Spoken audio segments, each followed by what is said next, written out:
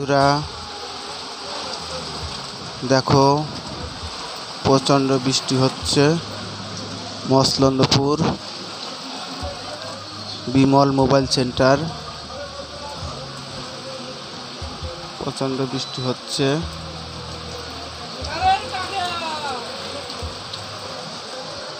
দেখো, সকাল থেকে মেঘলা আকাশ, মনে হচ্ছে সন্ধ্যা হয়ে গেছে।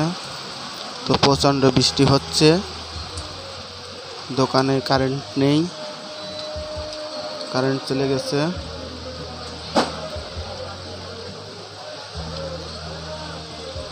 মসলন্দপুর 1 নম্বর টিকিট কাউন্টারের পাশে বিমল মোবাইল সেন্টার।